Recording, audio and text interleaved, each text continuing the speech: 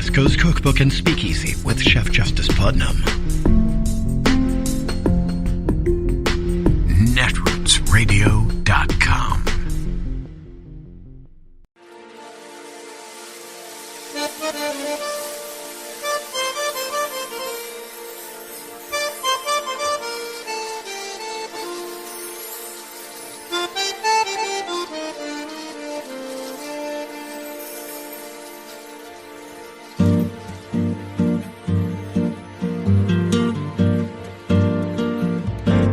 Je voudrais du soleil vert, des dentelles et des théières, des photos de bord de mer, dans mon jardin d'hiver. Je voudrais de la lumière, comme en Nouvelle-Angleterre. Je veux changer d'atmosphère, dans mon jardin d'hiver. Ma fleur sous la pluie de novembre, tes mains qui courent, je n'en peux plus de t'attendre. Les années passent, il est long, là je tombe. Nul ne peut nous entendre. Je voudrais du Fred Astaire, revoir un latte. Professor Tribe, go ahead. Donald Trump's absolute immunity from a civil process, a civil lawsuit because of January 6th. It's a remarkable claim, Lawrence. It's a claim that I'm not even sure Richard Nixon would have made. Nixon actually invoked the claim of absolute immunity from certain kinds of civil lawsuits. There was one brought by a guy named Ernie Fitzgerald after Nixon's executive order reorganizing the Air Force.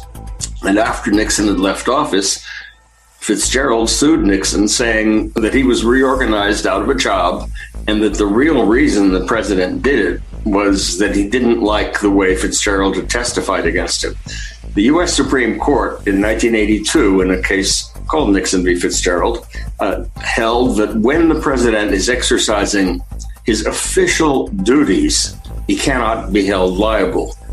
Among other things, the court said, the desire to be reelected will deter the president from abusing his official duties. That's a good one, applied in a case like this where the president had been voted out of office. The court also said that you can rely on Congress to check the president. That's a really good one in a case like this where the president is accused by Congressman Swalwell of aiming an angry mob at the Capitol, at Congress, to prevent it from performing its function. The president's claim that it is part of his official duties to stay in office no matter what, even after he has been voted out by the people and by the Electoral College, really takes chutzpah to a new level. It says, I have a duty to you, my subjects. I can just hear George III in the background in the play Hamilton. I have a duty to you, my loyal subjects, to remain in office, to prevent Congress from counting the electoral votes that would kick me out of office. If a president had an official responsibility, if it was part of his job description to hold on to that office even after he's voted out of it, and to do it even by trying to have his own vice president hung in front of the Capitol, by storming the Capitol, by killing Capitol Police, if that was part of the job description, then the job that would be described is dictator, not president. So it is not a claim that's likely to find favor, to put it mildly, with the courts of the United States. A possible illustration of what you're talking about in terms of official duties, here is the distinction between, say, Donald Trump on that day and Senator Hawley on that day.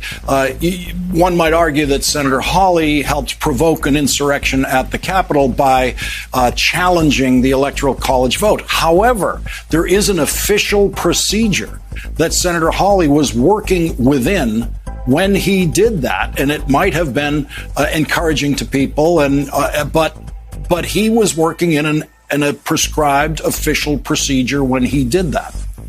Right. He was, in fact, exercising his role as a member of Congress. However, disgustingly, he was doing it.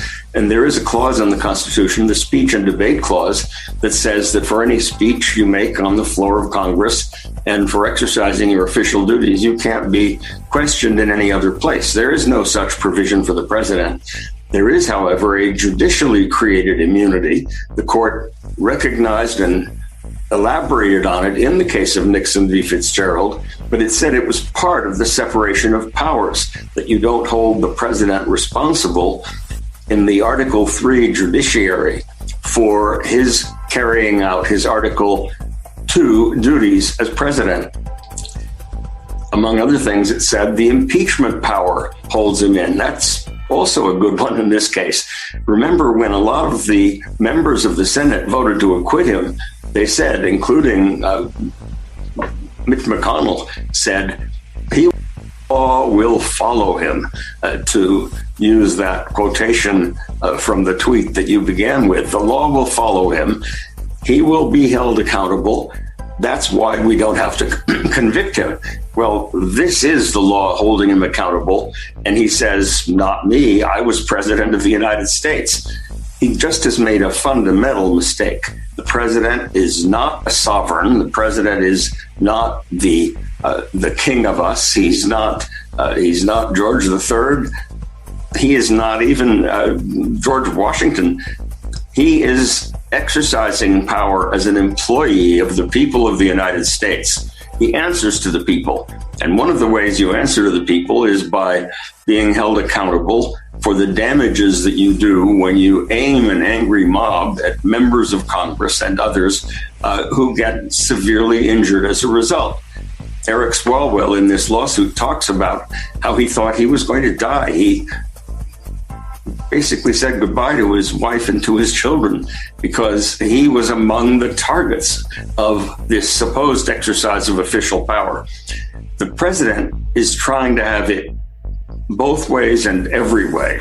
He's trying, in fact, also to say that he had a First Amendment right to do what he did, a right that private citizens have, but not that the government has.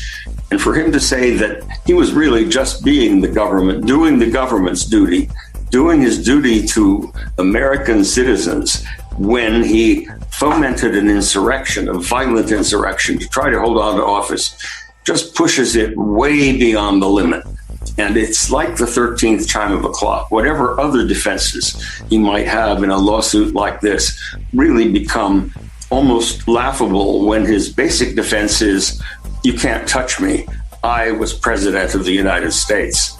And for all we know, he's among those of his followers who says, I'm still president of the United States, if you want to know the truth. It won't wash. It's just not, it doesn't meet the laugh test. It is Thursday, the 27th of May of 2021, and you are in West Coast Cookbook and Speakeasy. I am your chef de cuisine, Justice Putnam. Gunner the English Bulldog is our snoozing sous chef. And our daily special is Metro Shrimp and Grits Thursdays. A little bit of jambalaya. A little bit of spice in your life. Yeah, indeed. You know, I took the old Charleston shrimp and grits recipe and tweaked it a little bit. That's why it's just a little bit of jambalaya. Because I actually had the best shrimp and grits in New Orleans, and they had a variation. Well, actually, not so much of a variation. They were doing the old Charleston recipe.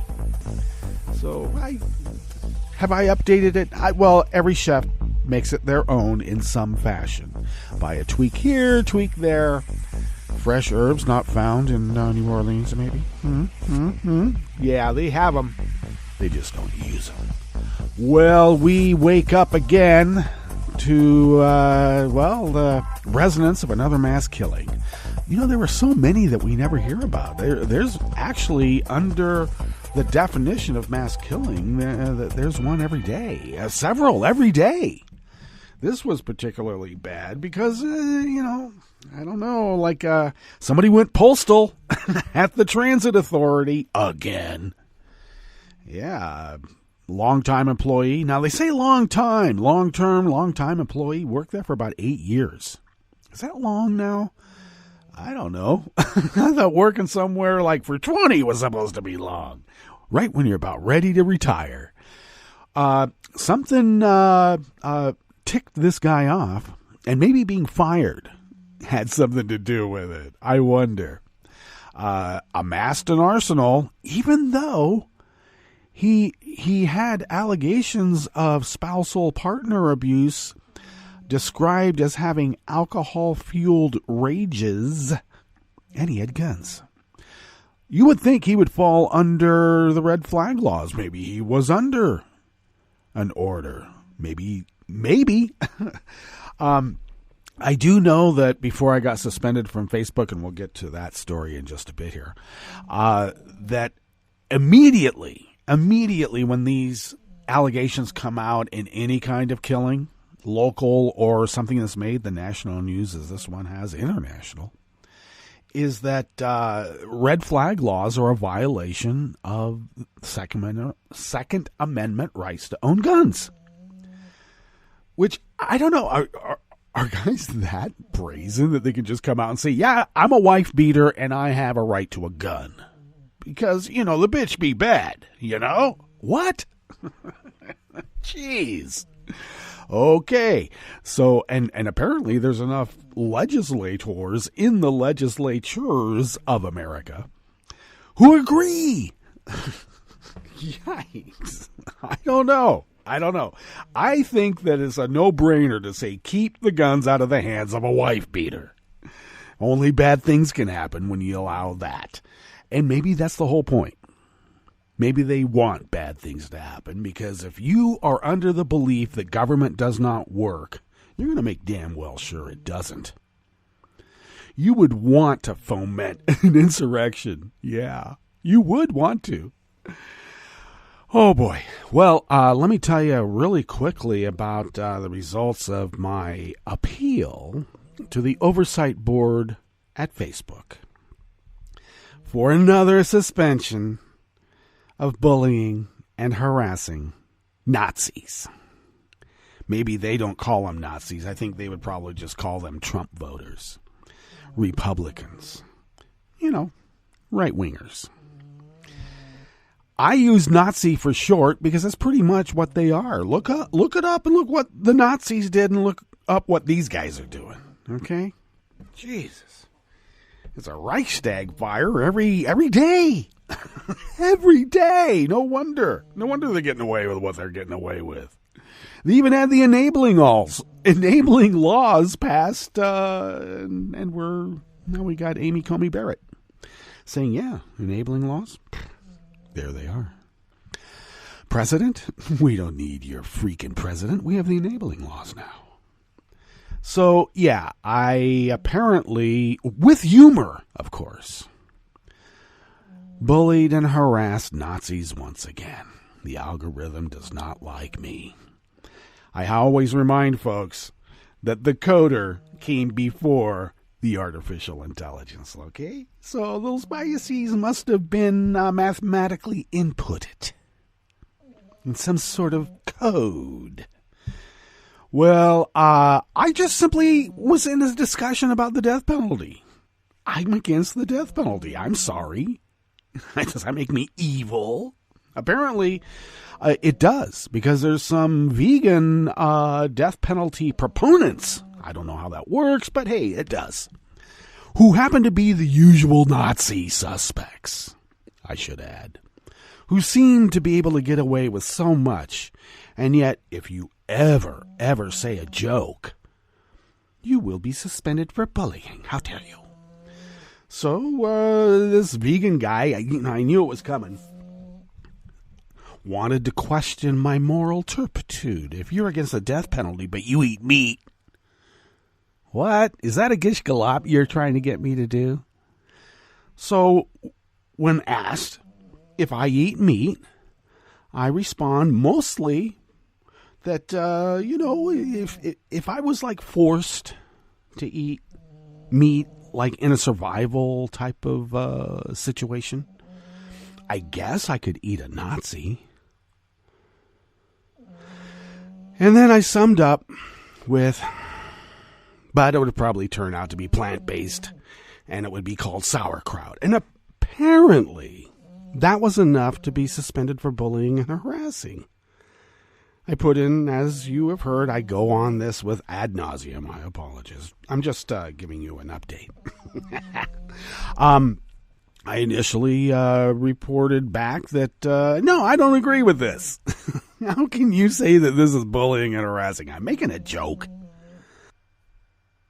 It's a very veiled reference to a modest proposal. If you don't know Jonathan Swift, what the hell are you doing coding?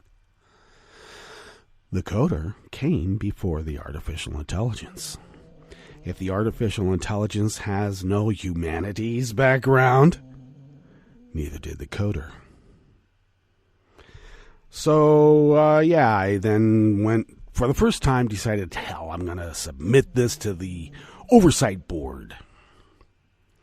And I just got the notice today that they're going to refuse to review it. They got so much in the hopper, and they do.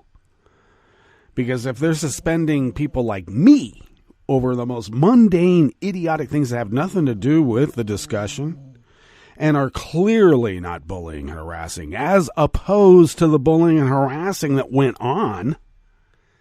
See, I don't understand. This statement stands alone as if there's no motivation for it. The only motivation is just to bully and harass?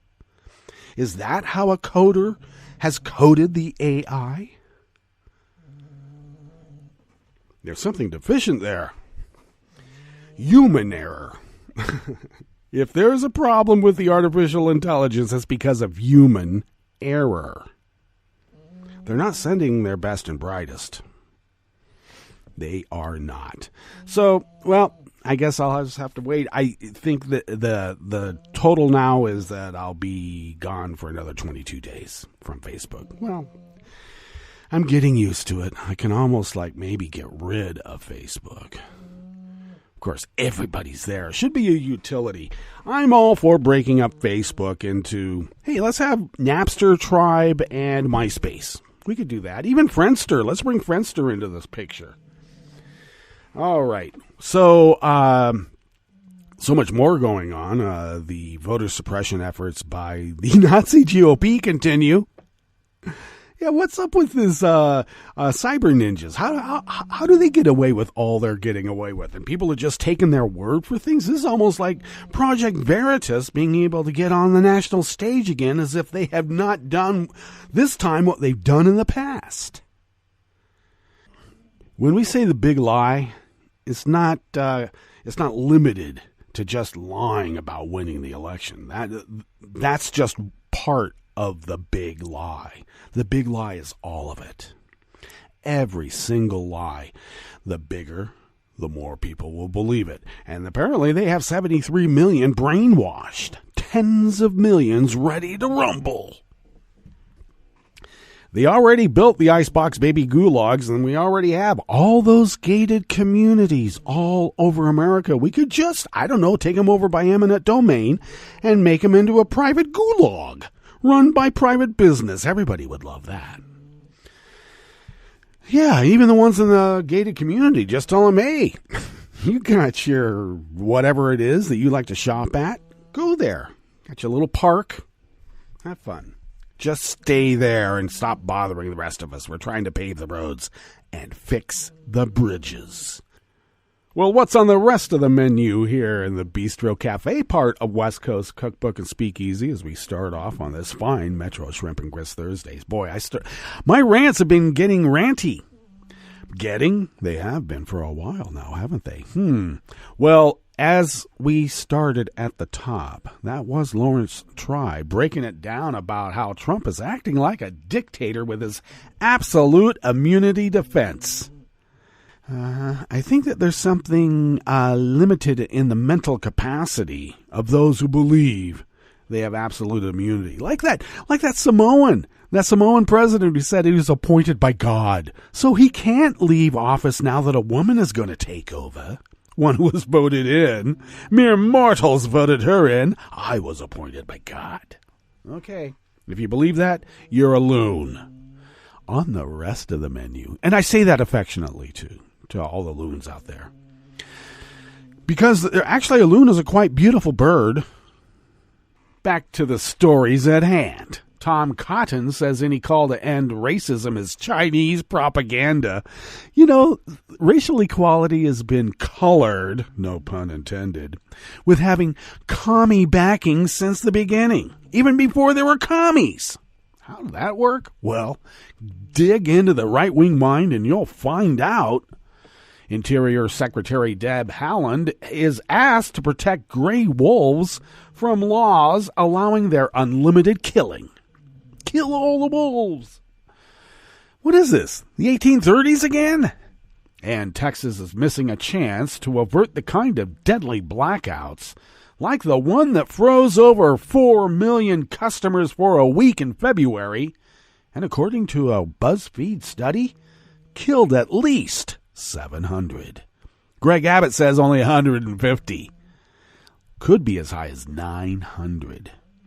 After the break, we move to the chef's table, where the Swiss government dished a stalled draft EU treaty in a break with its biggest trade partner. And illegal wildcat gold miners attacked an indigenous village in the Amazon and then clashed with police. All that and more on West Coast Cookbook and Speakeasy. Bon appetit.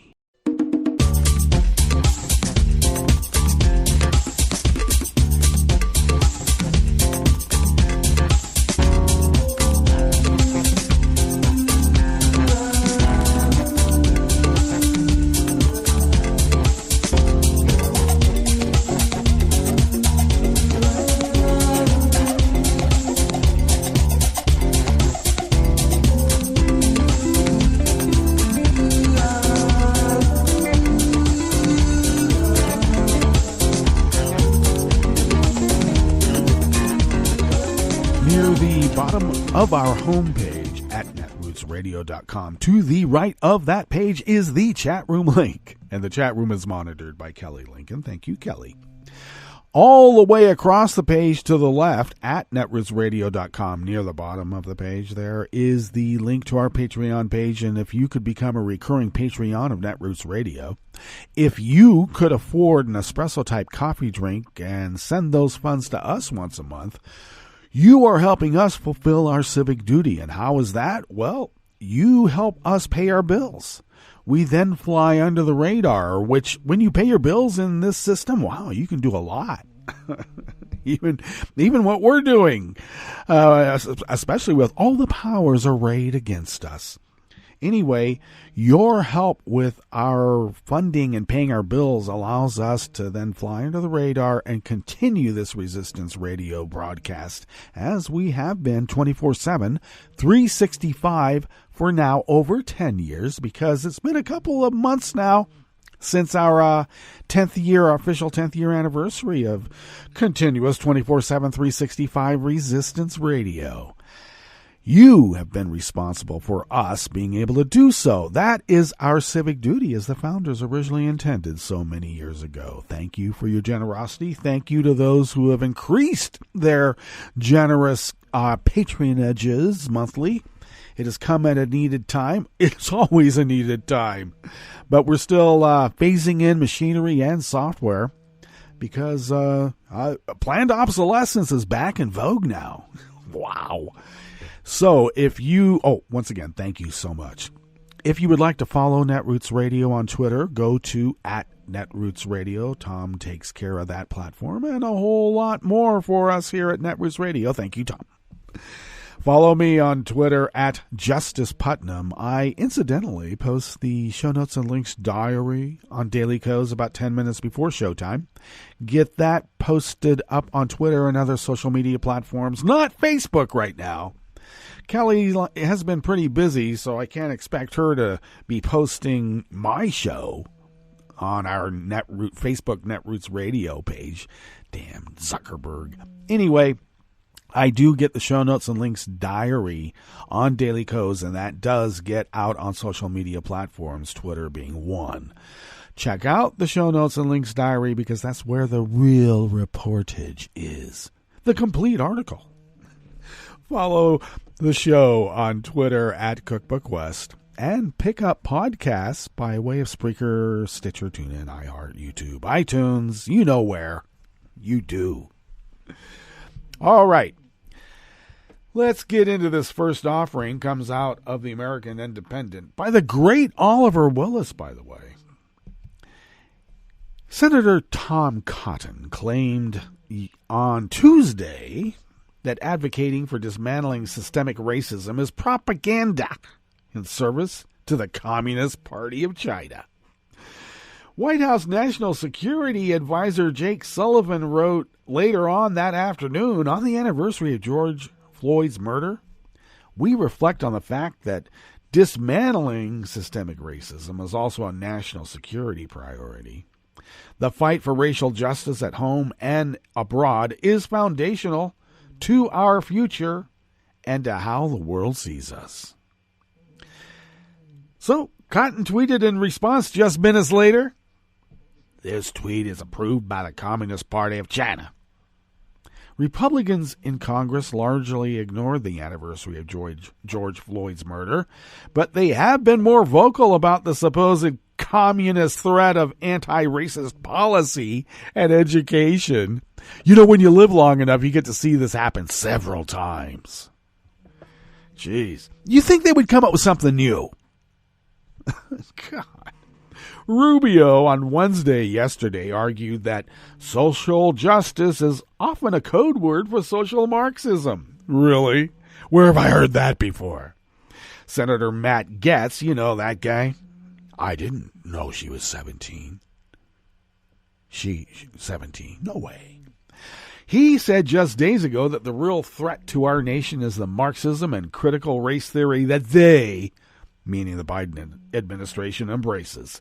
And Representative Mo Brooks, which is, the long form of bigot, he wrote earlier in May that Marxism stokes division by fanning the flames of class, race, and gender resentment.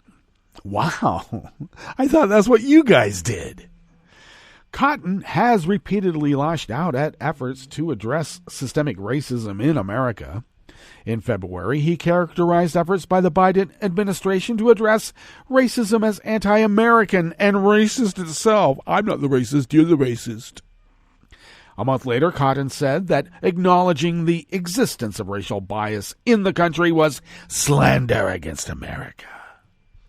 Other Republicans have similarly attacked the concept of systemic racism because that's what systemic racists do. 30 Republicans in the House banded together this month to push legislation that would prevent the government from addressing racism. Senator Rick Scott, the big froster for Medicaid, has argued that systemic socialism is more of a real problem than racism. What?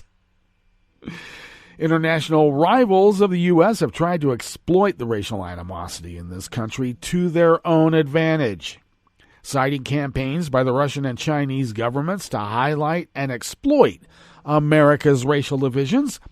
The Center for a Just Security recently noted America's competitors view its social division, history of racism, and domestic anti-democratic movements as a vulnerability for the country, and one that we know that they have already used to their advantage.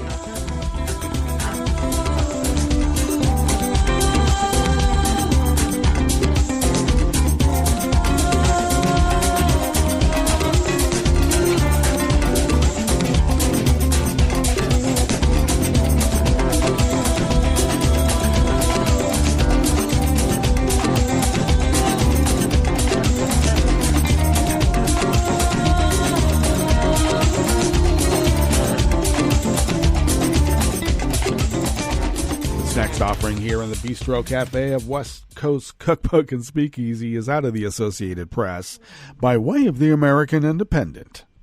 Wildlife advocates press the Biden administration to revive federal protections for gray wolves across the northern Rockies after Republican-backed laws in Idaho and Montana made it much easier to kill the predators.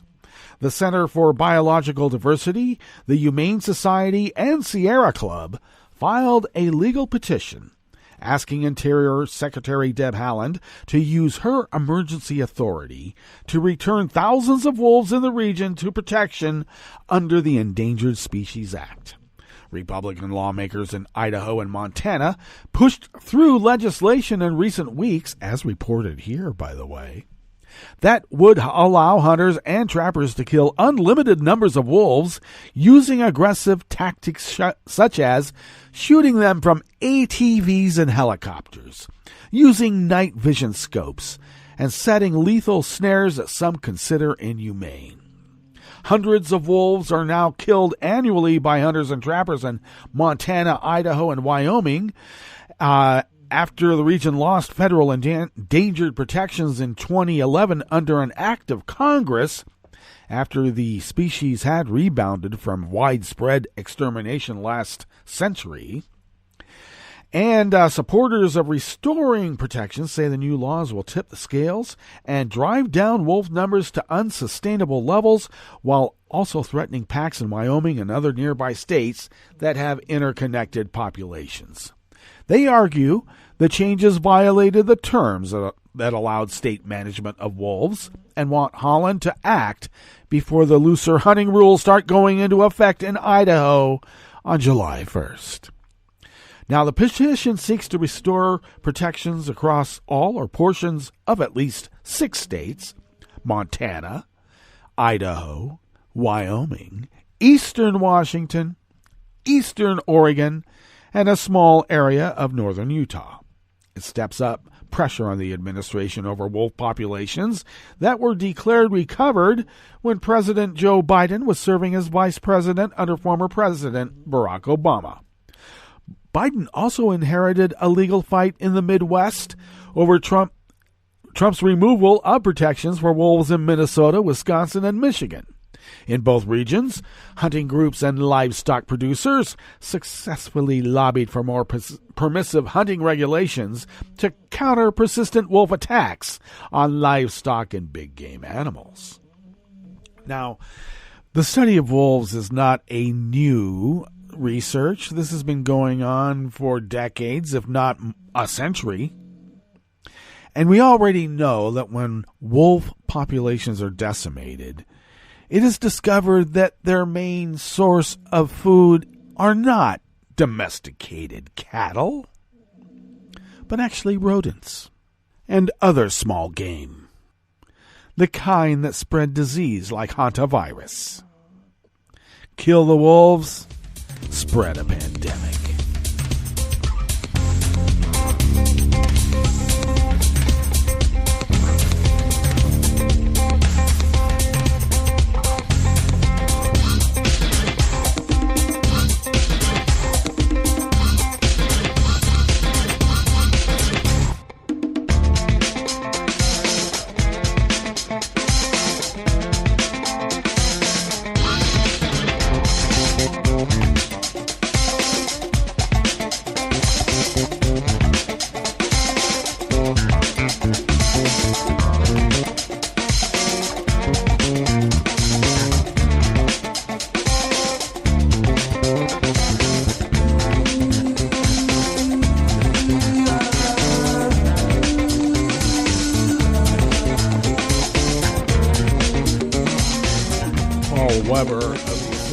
Press brings us this final offering here in the Bistro Cafe part of West Coast Cookbook and Speakeasy.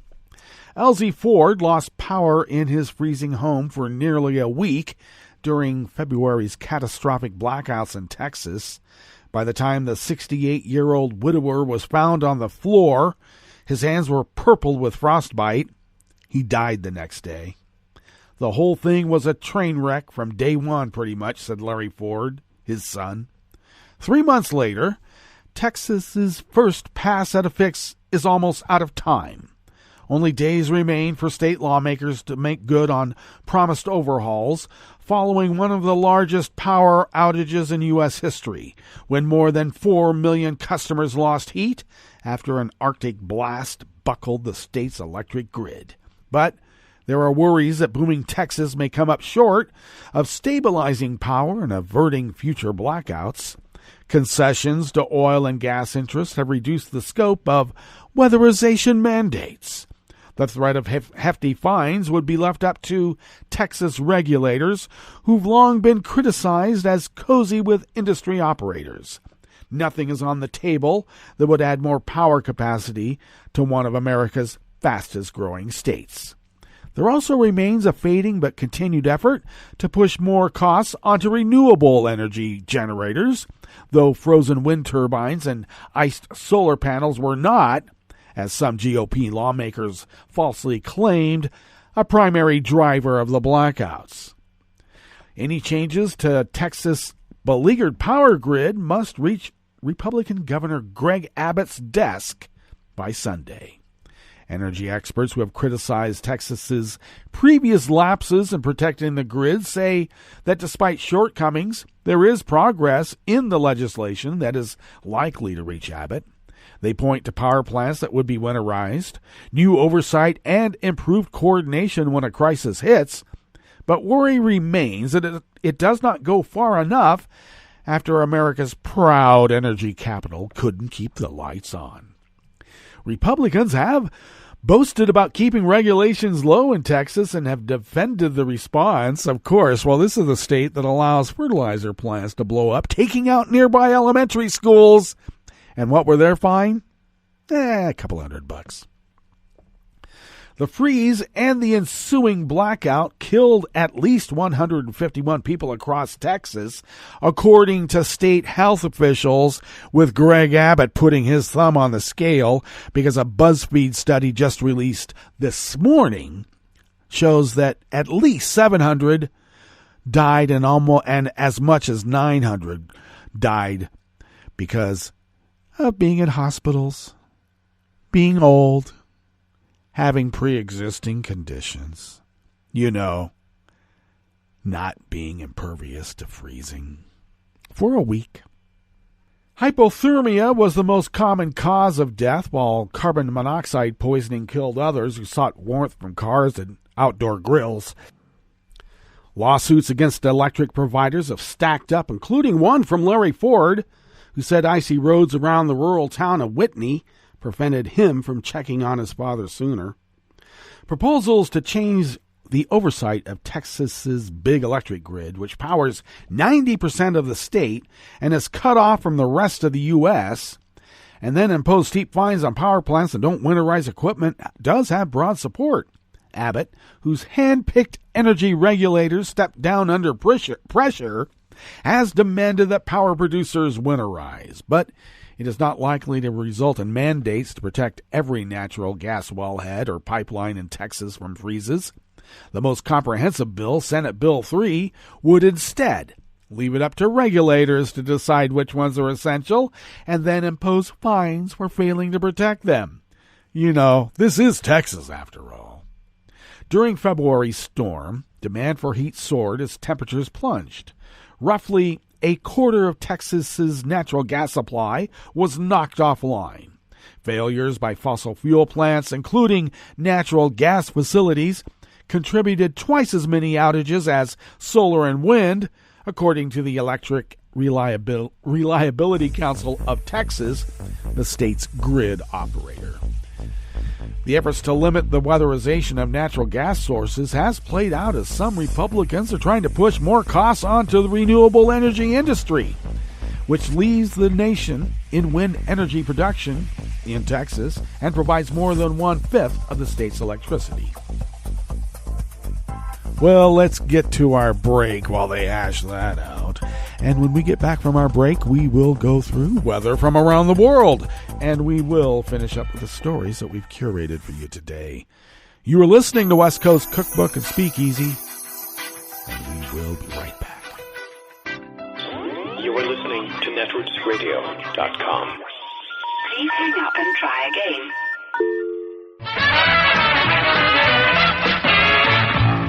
From a point at sea to the circles of your mind, a new force is at work for planetary transformation. New radio for a new Earth.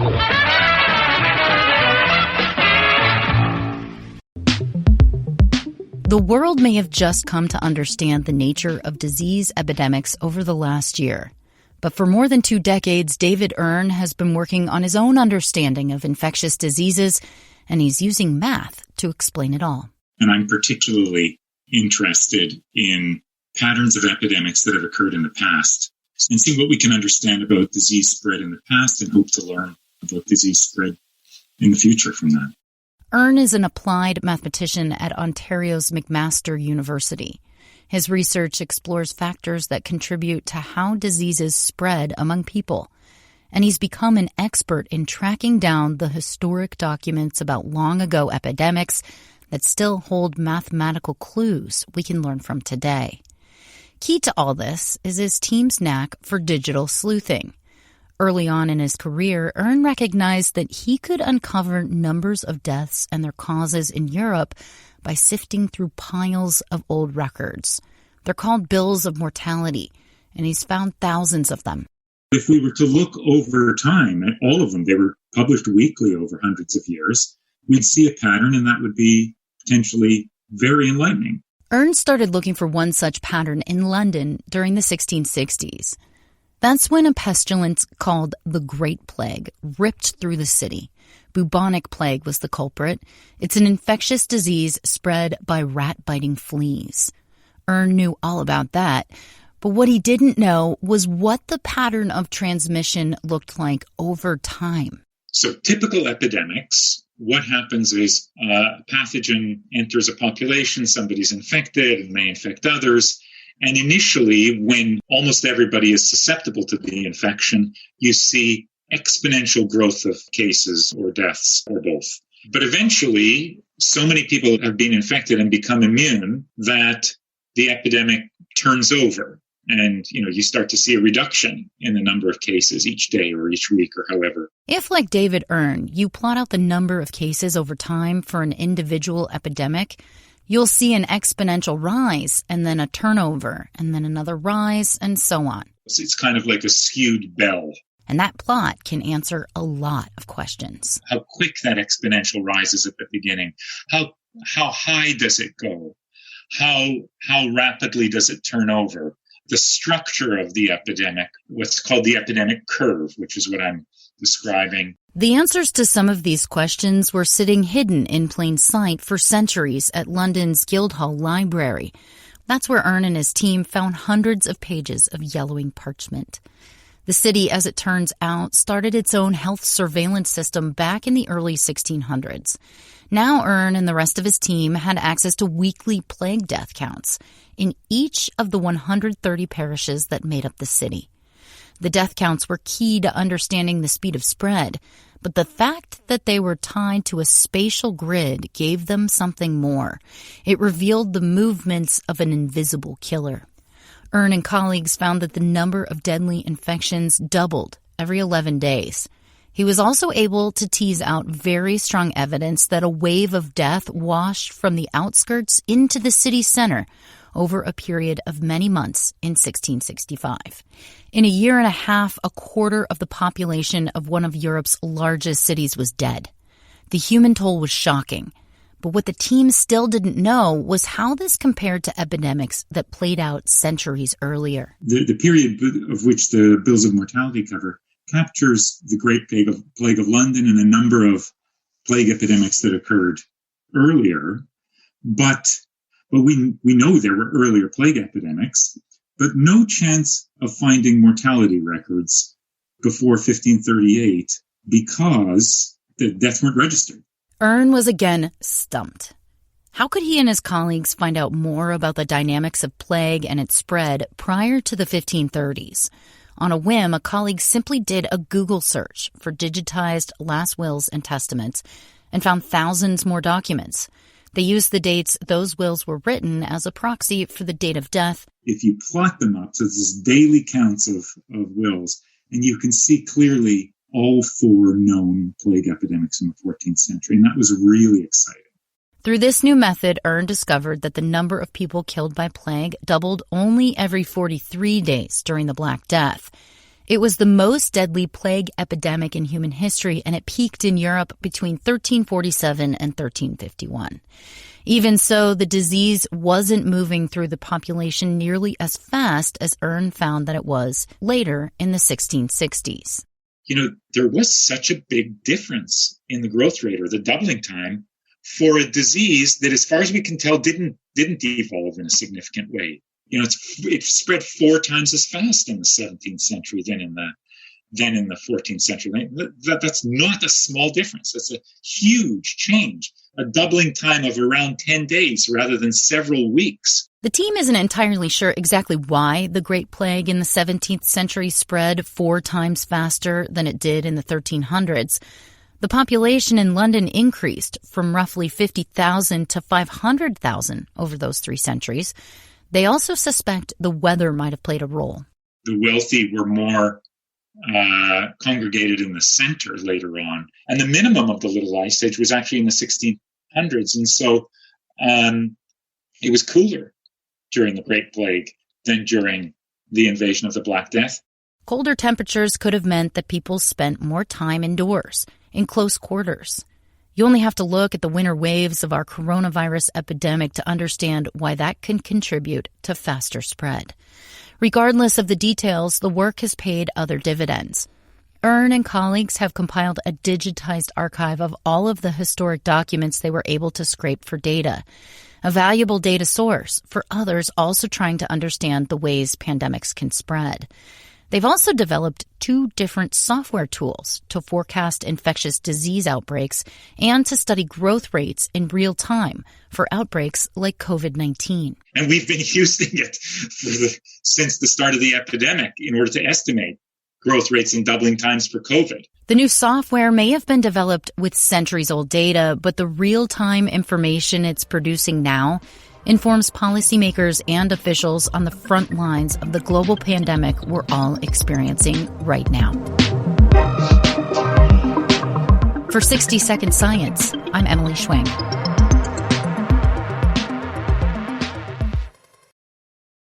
Hi, it's Tom. Could we humbly suggest your donation to netrootsradio.com? All we've got to run this 24-hour powerhouse of progressive resistance radio is what comes out of our own wallets. And you are our biggest donor. And it doesn't take much, $3, $5. Just go to the bottom of our netrootsradio.com page and hit our secure donate button. Heck, you can even make a recurring contribution. So donate what you'd like at the bottom of our netrootsradio.com's homepage. Because you are our biggest donor. netrootsradio.com. Together, we are Resistance Radio.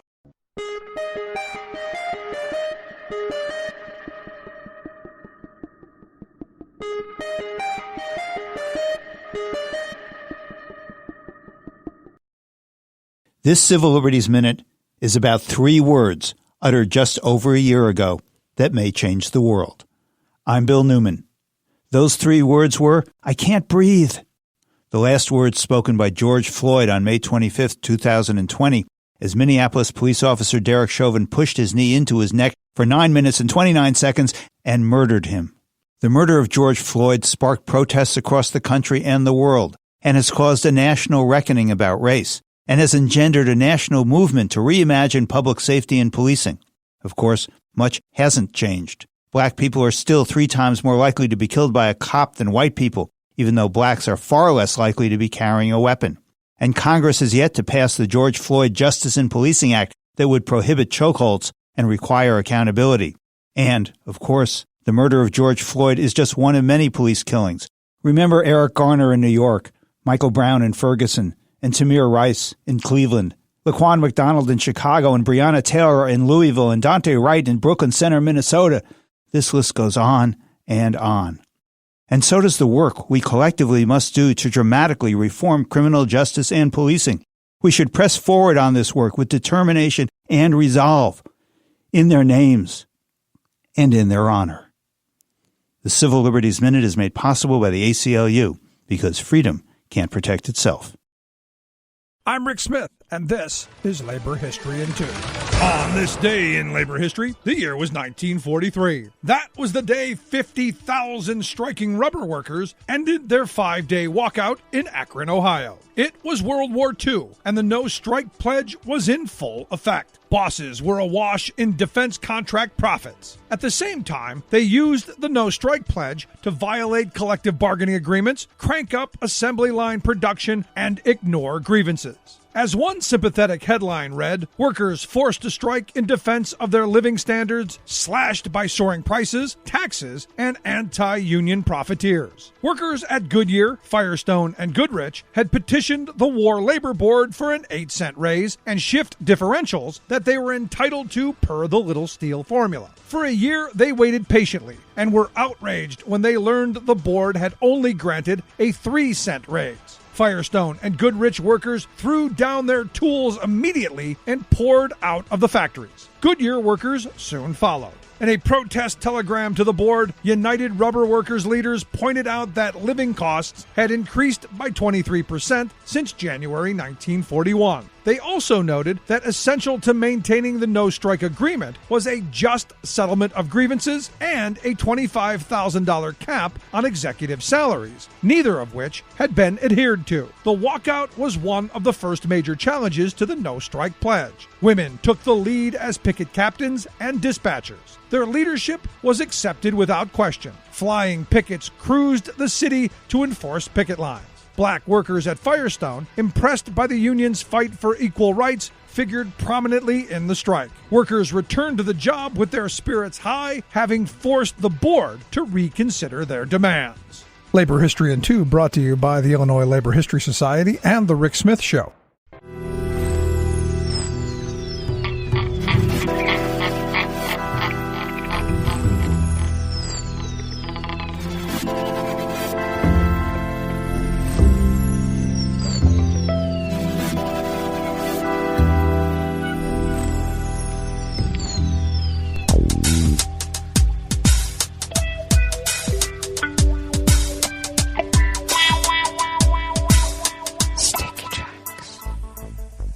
Thank you for accompanying us here to the chef's table at West Coast Cookbook and Speakeasy, Metro Shrimp and Grist Thursdays. We always begin weather from around the world along the banks of the Rogue River and the Rogue River Valley of Southern Oregon on the west coast of the continental United States of America, where it is currently 54 degrees Fahrenheit.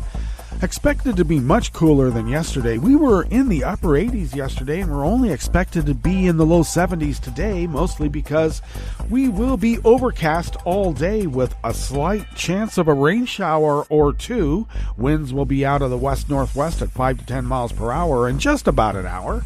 Partly cloudy skies overnight with lows in the mid-40s, winds out of the north-northwest at 5 to 10 miles per hour, and another small chance of a rain shower or two overnight. Mainly sunny tomorrow with highs near 80, winds out of the north at 5 to 10 miles per hour. Confirmed cases of coronavirus in Jackson County in the southern part of Oregon have increased to 11,172. Deceased remain at 143 confirmed. Grass pollen is rated very high in the region, right outside the window here in Rogue River. The air quality index for the region is good at 24 parts per million, and the daytime UV index remains very high at 9. Barometric pressure is holding steady at 30.11 inches. Visibility is up to 10 miles, and relative humidity is at 71%.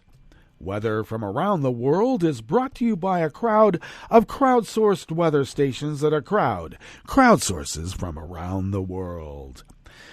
London is 68 degrees and fair. Paris is 70 and sunny. Rome is 74 and sunny. Kyiv is 66 and partly cloudy. Kabul is 78 and fair. Hong Kong is 84 and partly cloudy. Tokyo is 62 and cloudy. Sydney, Australia is 58 degrees and clear. San Francisco, California is 52 and fair. And New York, New York is a lovely 75 degrees Fahrenheit, and sunny. And that is weather from around the world, brought to you by a crowd of crowdsourced weather stations that are crowdsources from around the world.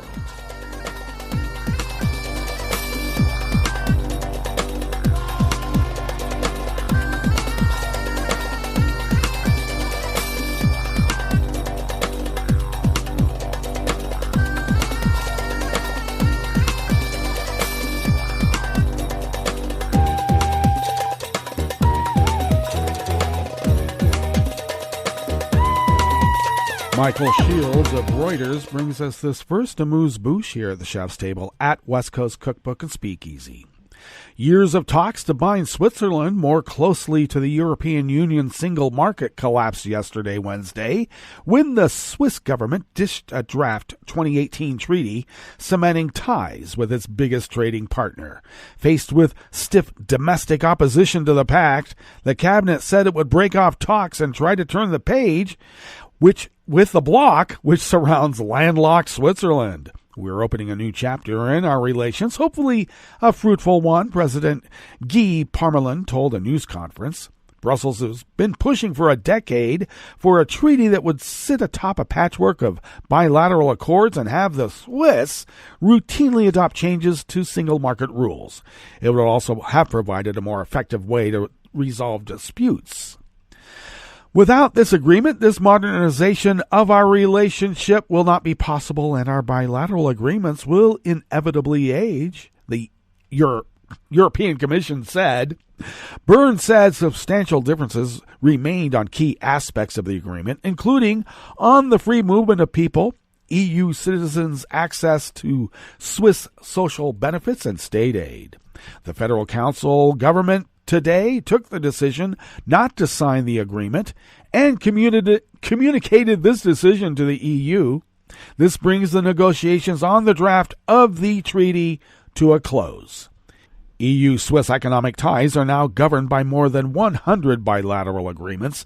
Stretching back to 1972, they remain in effect, but walking away from a deal could, over time, disrupt and ultimately jeopardize Switzerland's de facto membership in the EU common market, which, unlike Britain, which made an unruly exit from the bloc, Bern is keen to maintain.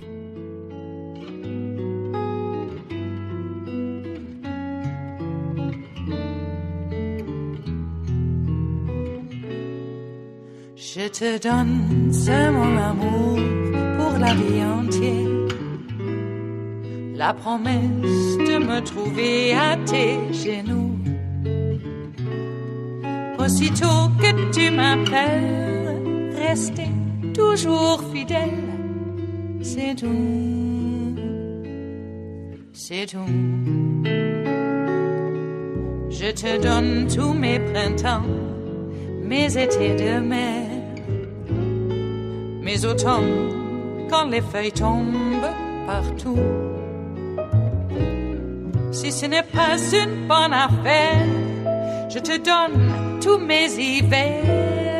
Anthony Bodel of Reuters brings us this final amuse-bouche here at the chef's table at West Coast Cookbook and Speakeasy. Wildcat gold miners illegally prospecting on protected indigenous lands in the Amazon fired on the Munduruku village and burned down the house of one of its leaders on Wednesday, yesterday, Brazil's main indigenous organization said. Federal police said the gold miners then tried to invade the local police post and wrecked vehicles and helicopters that are being used in an ongoing operation against the miners, the police said in a statement. Plumes of black smoke could be seen across the Tapajos River, rising from the house of the Munduruku women's leader, Maria Lusa, that was set on fire with gasoline and burned to the ground. The miners fired shots at the village in the latest of a mounting wave of attacks on indigenous communities in gold prospecting areas in the Amazon. The Wildcat miners have been emboldened by Bolsonaro and its support for legalizing wild mining and illegal commercial activities on indigenous lands. Well, that brings us to the end of our broadcast period for the day, but you do know Netroots Radio broadcasts on, and we will meet up tomorrow for Blue Moon Spirits Fridays. So do stay tuned to Netroots Radio all day and all night for all the breaking news as it breaks. And we'll meet up here tomorrow, right here, in West Coast Cookbook and Speakeasy. Bon appetit.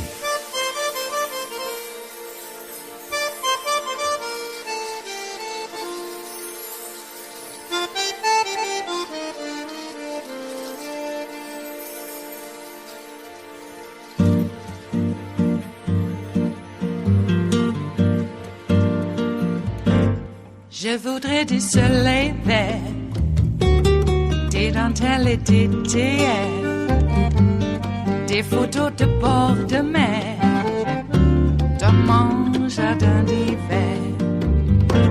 Je voudrais de la lumière, comme en Nouvelle-Angleterre. Je veux changer d'atmosphère, dans mon jardin d'hiver. À fleurs, sous la pluie de novembre, tes mains qui courent, je n'en peux plus de t'attendre. Les années passent, qu'il est loin, là je tombe. Nul ne peut nous entendre. Je voudrais du Fred Astaire, revoir un latte Goël. Je voudrais toujours te plaire dans mon jardin d'hiver. Je veux déjeuner par terre, comme au long de golfe clair, t'embrasser les yeux ouverts dans mon jardin d'hiver.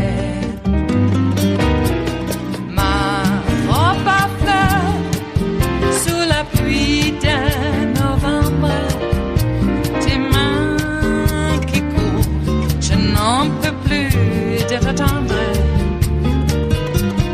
Les années passent, il est loin, là je tombe. Nul ne peut nous entendre. Ba-da-da-dum-di-da-dum. Ba-da-da-dum-di-da-dum. Ba-da-da-dum-di-da-dum. Dans mon jardin d'hiver. Ba-da-da-dum-di-da-dum. Ba-da-da-dum-di-da-dum. Ba-da-da-dum-di-da-dum. Dans mon jardin d'hiver. Dans mon jardin d'hiver. Dans mon jardin d'hiver.